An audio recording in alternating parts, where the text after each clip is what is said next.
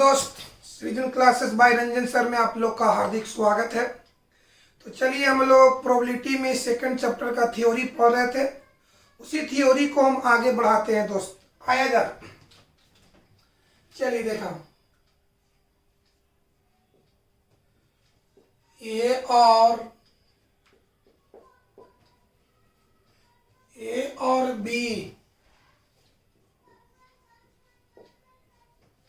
स्वतंत्र घटना है।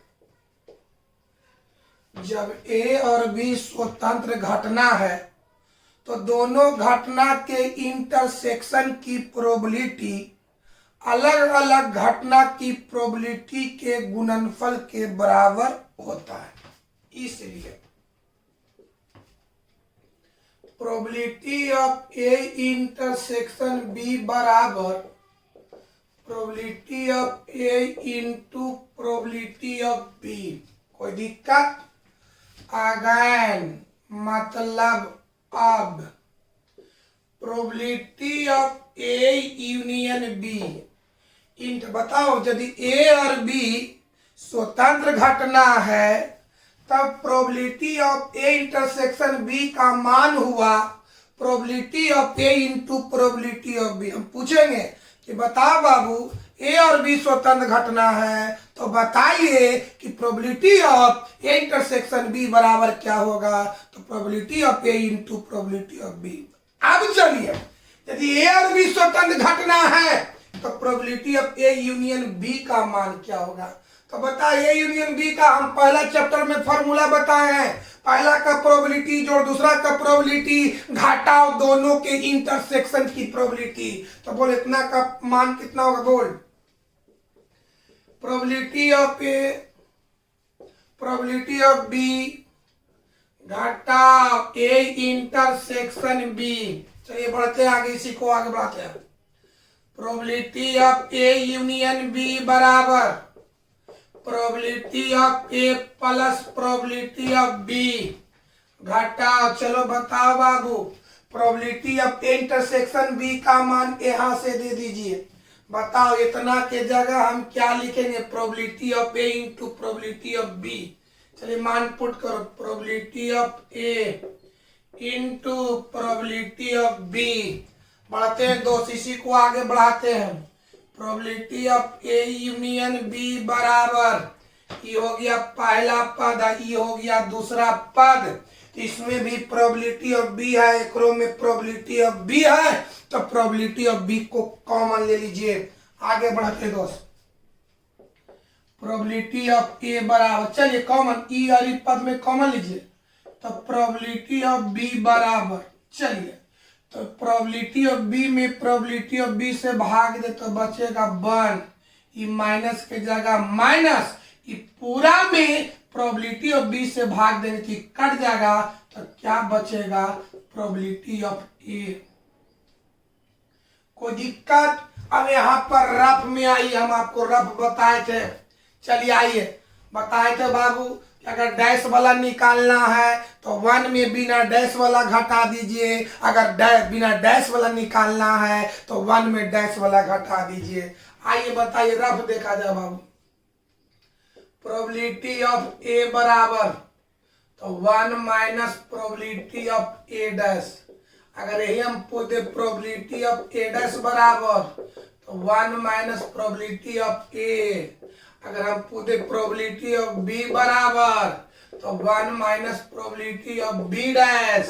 अगर हम पूछे प्रोबेबिलिटी ऑफ बी डैश बराबर तो 1 माइनस प्रोबेबिलिटी ऑफ बी। ये सब हम आपको बता चुके हैं। तो आइए बाबू, क्या लिखल है हमको बताओ पहले। ये क्या लिखल है? 1 माइनस प्रोबेबिलिटी ऑफ ए। तो यहां से बताओ 1 माइनस प्रोबेबिलिटी ऑफ ए का मान क्या देंगे? Probability of A dash. कोई दिक्कत? चलिए बताओ, यहां से बढ़िया से बताओ। यहां से देखो 1 माइनस प्रोबेबिलिटी ऑफ ए, तो 1 माइनस प्रोबेबिलिटी ऑफ ए के जगह प्रोबेबिलिटी ऑफ ए डैश। चलिए आगे बढ़ते हैं। Probability of A union B बराबर probability of A plus probability of B, इतना का मान दीजिए प्रोबेबिलिटी ऑफ ए डैश। कोई दिक्कत, कोई प्रॉब्लम? आगे बढ़े बाबू। चलिए अब आगे बढ़ते हैं दोस्त। चलिए देखो तो वह क्या होगा, प्रोबेबिलिटी ऑफ ए प्लस क्या होगा, probability of A plus probability ना। अब आइए, चलिए यहां से आइए, यहां से बाबू ये देखो, ये देखो, देख प्रोबेबिलिटी ऑफ ए के जगह 1 minus probability of A dash. आइए देखिए, बढ़ते हैं। Probability of A union B बराबर, अब इसका मान दे तो प्रोबेबिलिटी ऑफ ए की जगह हम क्या लिखेंगे, यहां से 1 minus probability of A dash plus probability of B into probability of A dash. पढ़ते हैं दोस्त।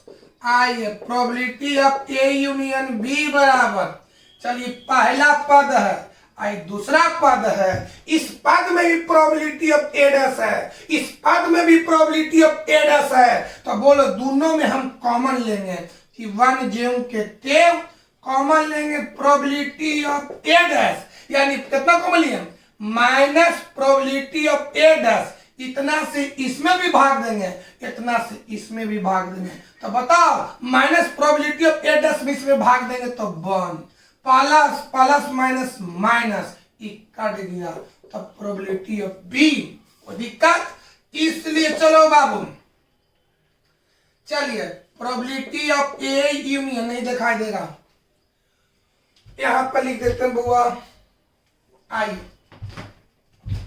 क्या हुआ, probability of A union B बराबर क्या बचा, आगे क्या बचा 1, यहां पर लिखो 1 माइनस ये क्या है, probability of A dash into, बताओ इतना का मान यहां से 1 माइनस प्रोबेबिलिटी ऑफ बी बराबर क्या लिख सकते हैं, प्रोबेबिलिटी ऑफ बी डैश।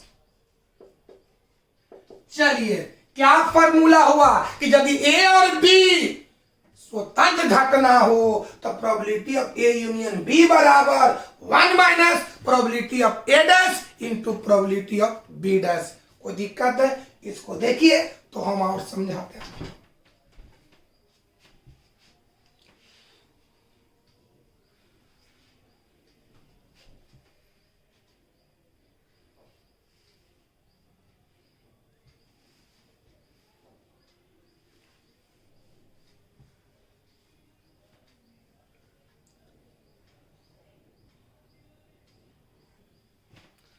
हाँ बाबू, तो क्या कंसेप्ट देखिए कि यदि दो घटना स्वतंत्र घटना हो, यदि कंसेप्ट समझा जाए, यदि दो घटनाएं स्वतंत्र घटना हो तब उन घटना के इंटरसेक्शन की प्रोबेबिलिटी, बढ़िया से समझे, कंसेप्ट ये याद रखना है कि यदि दो घटनाएं स्वतंत्र घटना हो तब उन घटनाओं के इंटरसेक्शन की प्रोबेबिलिटी बराबर पहला घटना की प्रोबेबिलिटी इंटू दूसरा घटना की प्रोबेबिलिटी। कंसेप्ट दिमाग में हट जाए, यदि दिए गए घटनाएं, यदि दिए गए घटनाएं स्वतंत्र घटना हो तब उन घटनाओं के इंटरसेक्शन की प्रोबेबिलिटी का मान पहला घटना की प्रोबेबिलिटी दूसरा घटना की प्रोबेबिलिटी के बराबर होता है। फिर दिमाग बढ़ाए, यदि दो घटनाएं स्वतंत्र घटना हो तब उन घटनाओं के इंटरसेक्शन की प्रोबेबिलिटी बराबर पहला घटना की प्रोबेबिलिटी इंटू दूसरा घटना की प्रोबेबिलिटी, लेकिन उन घटनाओं के यूनियन की प्रोबेबिलिटी बराबर 1 माइनस पहला घटना के डैश की प्रोबेबिलिटी इंटू दूसरा घटना की डैश की प्रोबेबिलिटी। याद हुआ, यदि दो घटना, देखिए दो कंसेप्ट याद करें, यदि दो घटना स्वतंत्र घटना हो तब इंटरसेक्शन की प्रोबेबिलिटी बराबर पहला घटना की प्रोबेबिलिटी इंटू दूसरा घटना की प्रोबेबिलिटी और यूनियन की प्रोबेबिलिटी बराबर 1 माइनस पहला के डैश की प्रोबेबिलिटी इंटू दूसरा के डैश की प्रोबेबिलिटी। दिमाग सेट हुआ? इंटरसेक्शन की प्रोबेबिलिटी निकालना है तो पहला घटना की प्रोबेबिलिटी इंटू दूसरा घटना की प्रोबेबिलिटी, यूनियन की प्रोबेबिलिटी निकालना है तो 1 माइनस पहला घटना के डैश की प्रोबेबिलिटी इंटू दूसरा घटना की डैश की प्रोबेबिलिटी। कब? जब दोनों घटना स्वतंत्र घटना हो तब। आइए इस पर प्रैक्टिस किया जाता है बाबू। ए और बी स्वतंत्र घटना है, तब बताओ जब दोनों घटना स्वतंत्र है तब जब इसके दोनों घटना के इंटरसेक्शन की प्रोबेबिलिटी निकालना हो तो क्या करेंगे? पहला की प्रोबेबिलिटी इंटू दूसरा की प्रोबेबिलिटी। तो दोनों का इंटरसेक्शन की प्रोबेबिलिटी, पहला formula probability of A intersection B बराबर पहला की प्रोबेबिलिटी इंटू दूसरा की प्रोबेबिलिटी।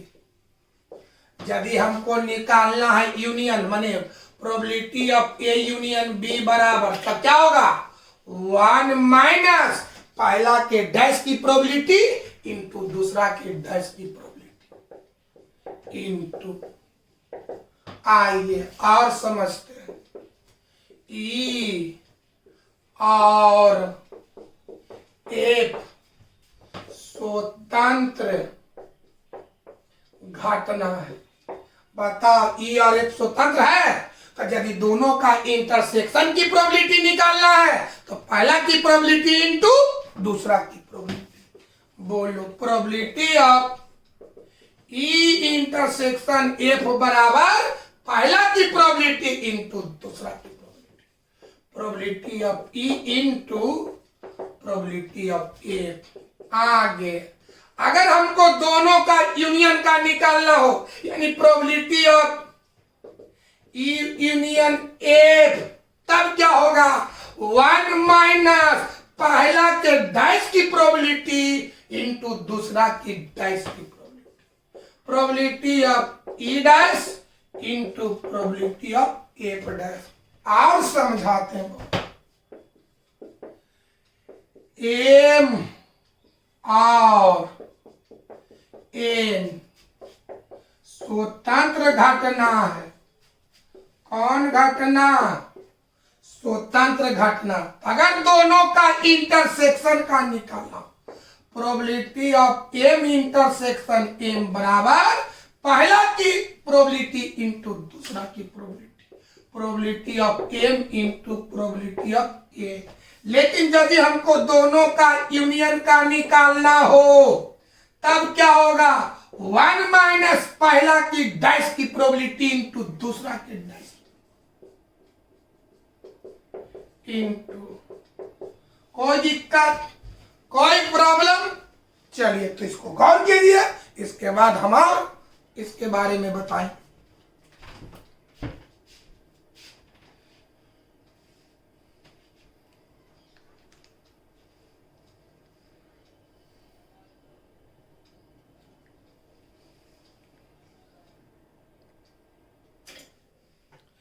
चलिए आइए देखिए समरी, देखिए सारांश। चलो बाबू इसको याद करना। ए और बी कोई भी घटना रहने पर, कोई भी घटना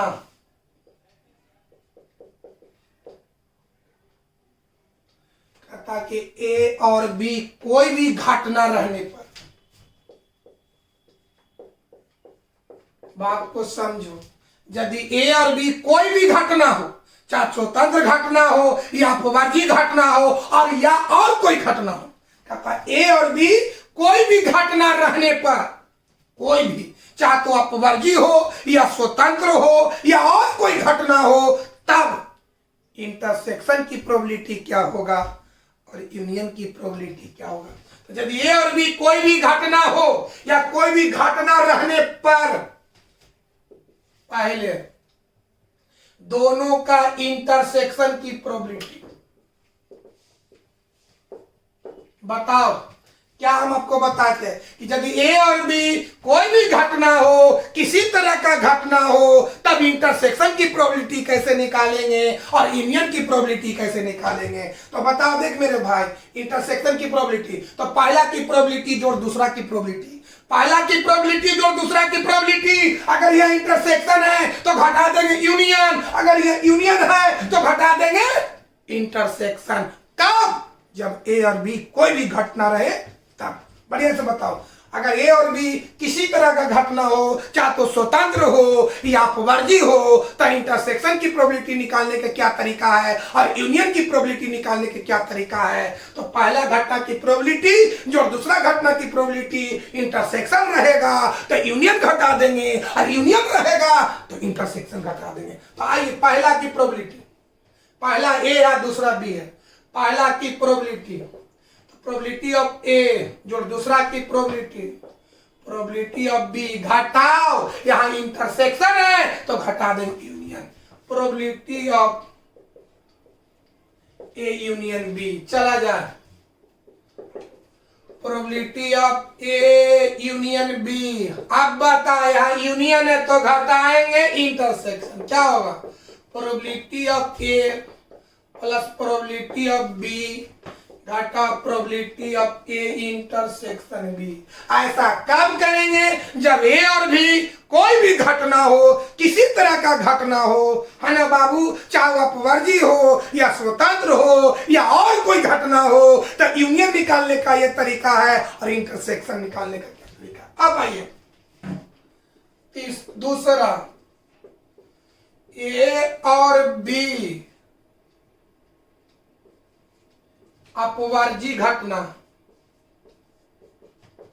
अपवर्जी घटना हम बताए थे कि यदि ए और बी दिए गए घटनाएं अपवर्जी घटना हो तो उसके इंटरसेक्शन की प्रोबेबिलिटी हमेशा 0 होगा। पहले चैप्टर बताएंगे कि यदि दिए गए घटनाएं अपवर्जी घटना हो तब उन घटनाओं के इंटरसेक्शन की प्रोबेबिलिटी, इंटरसेक्शन की प्रायिकता हमेशा 0 होता है, लेकिन यूनियन की प्रायिकता घटनाओं की प्रायिकता के योग के बराबर होता है ना बाबू।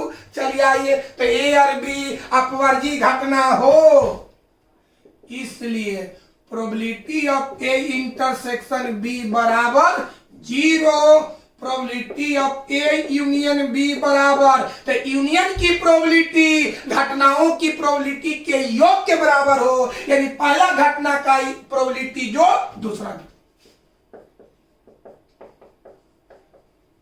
चलिए, ई फार्मूला हुआ कोई भी घटना के लिए, ये दोनों फार्मूला अपवर्जी घटना के लिए हम बोलेंगे कि ए और बी अपवर्जी घटना है तो probability of A intersection B का मान क्या होगा? तो 0 होगा। Probability of A union B का मान क्या होगा? तो probability of A plus probability of B होगा। अब आइए, चलिए यहां पर लिखते हैं दोस्त, यहां पर आइए तीसरा टाइप का, ए और बी स्वतंत्र घटना, ए और बी कौन घटना? स्वतंत्र घटना है। तो बताओ मेरे भाई, इंटरसेक्शन की प्रोबेबिलिटी क्या होगा? Probability of A into probability of B. Union की प्रोबेबिलिटी क्या होगा बताओ मेरे भाई? क्या होगा? क्या होगा? 1 minus probability of A dash into probability of B dash. यही ये 3 तरह का फॉर्मूला आपको चैप्टर में यूज होगा। ये तीनों फॉर्मूला हम बोलेंगे कि ए और बी कोई भी घटना हो तो यूनियन की प्रायिकता क्या होगा, इंटरसेक्शन की प्रायिकता क्या होगा। यदि ए और बी अपवर्जी घटना हो तो इंटरसेक्शन की प्रायिकता क्या होगा, यूनियन की प्रायिकता क्या होगा। अगर ए बी स्वतंत्र घटना हो तब यूनियन का क्या होगा और इंटरसेक्शन का क्या होगा। कोई दिक्कत है मेरे भाई? कोई प्रॉब्लम? इसको देखिए, उतारिए, फिर आगे बढ़ते हैं दोस्त।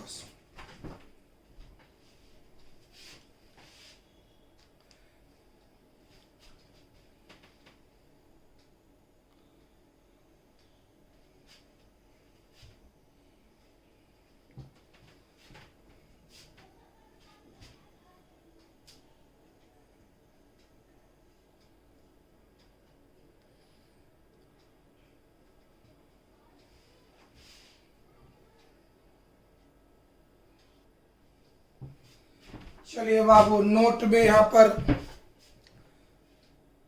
नोट में 3 बात याद रखना है। नोट में नहीं का बोध, नहीं का मतलब हो गया डैश। कोची बाबू, अगर नहीं का बोध हो रहा है तो डैश या आएगा तो यूनियन। यूनियन का सिंबल ऐसे होता है। और मतलब इंटरसेक्शन।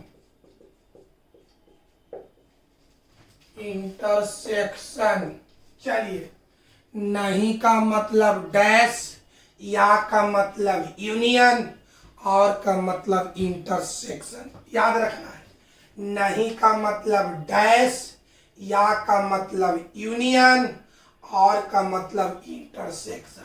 नहीं का मतलब डैश, या का मतलब यूनियन, और का मतलब इंटरसेक्शन। कोई दिक्कत है बाबू? चलिए, तो एग्जाम्पल देखिए। अगर लिखल रहे ए नहीं का मतलब हुआ ए डैश। बी नहीं का मतलब बी डैश।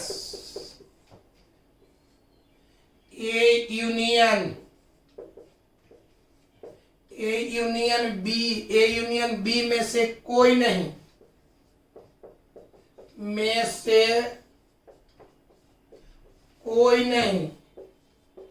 बता, ए यूनियन बी में से कोई नहीं। एक मतलब ए यूनियन बी का डैश, माने नहीं का मतलब डैश हुआ। और समझो, ए या बी, या माने यूनियन, ए या बी का मतलब ए यूनियन बी। और समझो, ए डैश या बी डैश का मतलब A dash union B dash. और समझो, ए और बी, और मतलब इंटरसेक्शन। ए और बी का मतलब A dash A intersection B. समझ में आ रहा? नहीं का मतलब डैश, या का मतलब यूनियन, और का मतलब इंटरसेक्शन। तो ए नहीं माने ए डैश, बी नहीं माने B dash, A union B में से कोई नहीं माने ए यूनियन बी का डैश। ए या बी का मतलब A union B, A dash या बी डैश का मतलब A dash union B dash, A और बी का मतलब ए इंटरसेक्शन बी। देखिए, इसको ये सब दिमाग में सेट कर लेना है। एक्सरसाइज 2 में समाएगा आपको।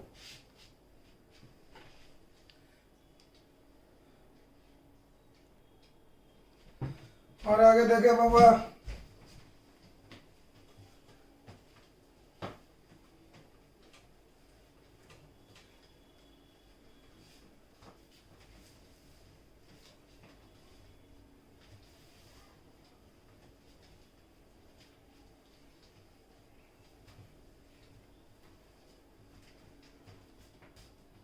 देखो छोटू,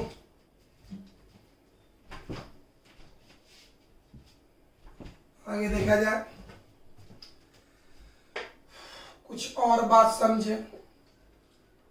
अगर हमको निकालने समझे दिमाग में probability of A dash, dash वाला पूछ रहा है तो 1 में घटा देंगे बिना डैश वाला। तो क्या प्रोबेबिलिटी ऑफ ए डैश बराबर 1 माइनस प्रोबेबिलिटी ऑफ ए। सब दिमाग में सेट कर लेना है। अगर हमको निकालना है प्रोबेबिलिटी ऑफ बी, यानी यहाँ बिना डैश वाला है, तो 1 में घटाएंगे 1 घटा प्रोबेबिलिटी ऑफ बी डैश। अगर डैश रहेगा तो बिना डैश घटना है। अगर बिना डैश वाले घटना का निकालना है तो 1 में डैश वाला घटा देना है। दिमाग को समझो, probability of A union B का डैश, तो क्या लिखेंगे 1 घटा, यहाँ डैश है तो घटाएंगे बिना डैश। तो बता, probability of A union B का डैश बराबर 1 minus probability of A union B. आगे probability of A intersection B बराबर, यहां डैश नहीं है तो 1 में घटाएंगे, 1 minus probability of A intersection B का डैश। आगे बढ़ते हैं बाबू, प्रोबेबिलिटी ऑफ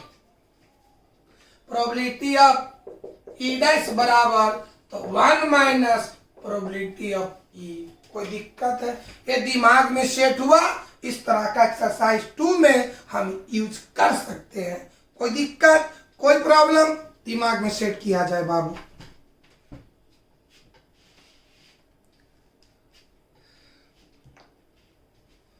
हो गया दोस्त। अब आइए एक लास्ट,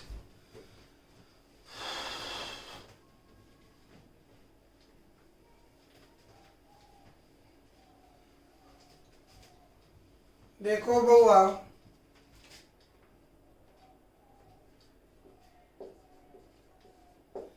यदि ए और बी स्वतंत्र घटना है, समझो, यदि ए और बी स्वतंत्र घटना है, यदि ए और बी स्वतंत्र घटना है, तब पहला, सुन मेरे भाई, ए और बी स्वतंत्र घटना है, तब ए डैश और बी स्वतंत्र घटना होगा, या ए और बी डैश स्वतंत्र घटना होगा, या ए डैश और बी डैश स्वतंत्र घटना होगा। समझिए मेरे भाई, यहां पर देख तो दिमाग लगाओ। पहले बात, दो घटना को अब कैसे तरह से लिख सकते हैं? देखिए, दो घटना है, दो घटना मान ए और बी है, ए और बी है ना, तो दोनों पर बिना डैश। चलिए, पहला पर डैश, दूसरा पर, बढ़िया से दिमाग को सेट करो। दो घटना को आप कितने रूप में व्यक्त कर सकते हैं? दो घटना को कितने रूप में व्यक्त कर सकते हैं? तो 4 रूप में, बिना डैश का, दोनों पर बिना डैश, दोनों पर डैश। बढ़िया समझो, दो घटना को आप कितने रूप में लिख सकते हैं? तो दो घटना को 4 रूप में लिख सकते हैं। कैसे कैसे? बिना डैश का, सुन लो, दोनों पर बिना डैश, दोनों पर डैश, तीसरा पहला पर डैश और दूसरा पर डैश नहीं, चौथा पर पहला पर डैश नहीं और दूसरा पर हाँ। पहले बढ़िया समझो, तुम ध्यान से समझा जाए पहले बढ़िया से। मतलब ए और बी को आप 4 रूप में व्यक्त कर सकते हैं। बिना डैश, पहला पर डैश, दूसरा पर नहीं, पहला पर नहीं, दूसरा पर डैश, दोनों पर डैश। चलिए, ई और एफ को, ई और एफ को बिना डैश, ई और एफ, पहला पर डैश, दूसरा पर नहीं, पहला पर नहीं, पहला दूसरा पर हाँ, फिर दोनों पर डैश। दिमाग लगा, पहले बढ़िया से समझो। दो घटना को 4 रूपों में व्यक्त किया जाता है। पहला, दोनों पर डैश नहीं होना चाहिए। दूसरा, पहला पर हाँ, दूसरा पर नहीं। तीसरा, पहला पर हाँ, दूसरा पर नहीं। चौथा, दोनों पर डैश। समझो बढ़िया से, दो घटना को 4 रूपों में लिखा जाता है। पहला रूप बिना डैश का, दूसरा पहला पर डैश, दूसरा पर नहीं, तीसरा पहला पर नहीं, दूसरा पर डैश, चौथा दोनों पर डैश। फिर दिमाग लगा, यही रूप है, समझना आपको बाबू, यही समझना है। चलिए बाबू, ए और बी घटना को 4 रूप में लिखे। तो पहले लिखिए बिना डैश का, तो ए बी। दूसरा बोलो, पहला पर हाँ या दूसरा पर नहीं। तो ए डैश बी पहला पर नहीं दूसरा पर है तो ए बी डैश, चलिए दोनों पर डैश तो ए डैश बी डैश। अब आइए ई और एफ घटना को चार रूप में लिखते हैं, तो पहले बोलो बिना डैश का तो ई एफ, चलिए पहला पर डैश और दूसरा पर नहीं, तीसरा बोलो पहला नहीं और दूसरा पर डैश, चौथा बोलो दोनों पर डैश। अब आइए एम और एम को, तो पहले लिखिए दोनों बिना डैश का, दूसरा लिखिए पहला पर डैश होगा दूसरा पर नहीं, चलिए तीसरा लिखिए पहला पर नहीं होगा दूसरा पर होगा, तो एम एन डैश दोनों पर डैश लिखने आ रहा बाबू।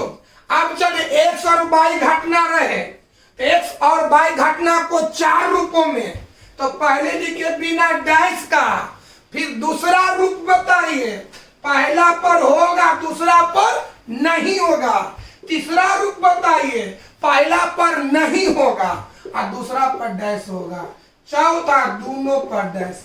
यानी चार भू घटना को चार रूपों में व्यक्त किया जाता है। पहला रूप बिना डैश का, दूसरा रूप पहला पर डैश दूसरा पर नहीं, तीसरा रूप पहला पर नहीं दूसरा पर डैश, चौथा रूप दोनों पर डैश। कोई दिक्कत, कोई प्रॉब्लम, दिमाग सेट हुआ। अब आइए, तो अगर क्वेश्चन में से इस चार रूपों में से कोई एक रूप दे ले, जैसे देखिए बाबू ए और बी, क्वेश्चन से दे ले कि ए और बी स्वतंत्र घटना हो, ए और बी स्वतंत्र घटना हो, कि चार रूप में से कोई एक रूप दे लो हो तो बाकी तीन रूप उसका आंसर होगा। जैसे ए और बी स्वतंत्र घटना है, ए और बी स्वतंत्र घटना है, क्वेश्चन से दे ले, तब ए डैश बी स्वतंत्र होगा, ए और बी डैश भी स्वतंत्र होगा, ए डैश और बी डैश भी स्वतंत्र होगा। बढ़िया से समझो, बताओ तू घटना का के रूप, चार रूप में से कोई एक रूप देल है तो बाकी तीन रूप उसका आंसर होगा। कोई बोलेगा कि बताओ मेरे भाई ई डैश और एफ डैश स्वतंत्र घटना है, ई डैश और एफ डैश स्वतंत्र घटना है, तब ई और एफ भी स्वतंत्र घटना होगा, ई डैश और एफ भी स्वतंत्र घटना होगा, ई और एफ डैश भी स्वतंत्र घटना होगा। फिर समझो बाबू, अगर क्वेश्चन से दे ले माए बाबू कि एक्स डैश और वाई, एक्स डैश और वाई स्वतंत्र घटना है, तो बाकी ये तीन रूप इसका आंसर होगा। एक्स डैश और वाई स्वतंत्र घटना है, तब एक्स और वाई भी स्वतंत्र घटना होगा, एक्स और वाई डैश भी स्वतंत्र घटना होगा, एक्स डैश और वाई डैश भी स्वतंत्र घटना होगा। कोई दिक्कत? अगर कोई बोल दे बाबू क्वेश्चन से कि ए डैश और बी डैश स्वतंत्र घटना है, ए डैश और बी डैश स्वतंत्र घटना है, तो बाकी तीन रूप इसका आंसर होगा। यदि ए डैश और बी डैश स्वतंत्र घटना है, तब ए और बी स्वतंत्र घटना होगा, ए डैश और बी स्वतंत्र घटना होगा, ए और बी डैश स्वतंत्र घटना होगा। कोई दिक्कत है? मैंने दो घटना को चार रूपों में व्यक्त किया जाता है। पहला रूप बिना डैश वाला, दूसरा रूप पहला पर डैश दूसरा पर नहीं, तीसरा रूप पहला पर नहीं दूसरा पर डैश, चौथा रूप दोनों पर डैश। तो चार रूप में कोई एक रूप अगर क्वेश्चन से देल है तो बाकी उसका आंसर होगा। कोई दिक्कत? चलिए मिटाते हैं बस। देखिए इस पर प्रैक्टिस करते हैं बाबू।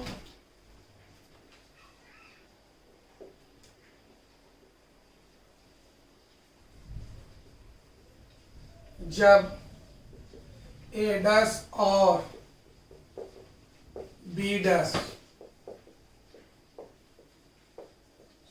स्वतंत्र घटना है, जब ए डैश और बी डैश स्वतंत्र घटना है,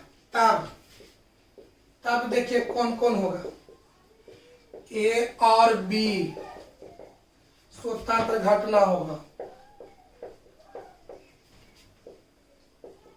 और बोलो ए डैश और बी स्वतंत्र घटना होगा। और देखो ए और बी डैश स्वतंत्र घटना होगा। हमने क्या बोले, 4 रूप में कोई एक रूप दे ले तो बाकी उसका 3 रूप आंसर होगा। आगे देखिए बाबू, जब ई और एफ स्वतंत्र घटना है, जब ई और एफ स्वतंत्र घटना है, जब ई और एफ का जोड़ी स्वतंत्र घटना है, तब कौन कौन होगा, ई डैश एफ डैश स्वतंत्र होगा, ई डैश एफ स्वतंत्र होगा, ई एफ डैश स्वतंत्र होगा। तब बताओ, तब कौन कौन होगा बाबू, ई डैश और एफ डैश भी स्वतंत्र घटना होगा। बताइए, ई डैश और एफ स्वतंत्र घटना होगा। तीसरा, ई और एफ डैश स्वतंत्र घटना होगा। ये आप दिमाग में रखिएगा। इस तरह से दूसरा चैप्टर का थ्योरी समाप्त होता है और कल हम पहले इसका ऑब्जेक्टिव बना लेंगे, उसके बाद सब्जेक्टिव शुरू करेंगे। दोस्तों आज की क्लास को समझ करते हैं।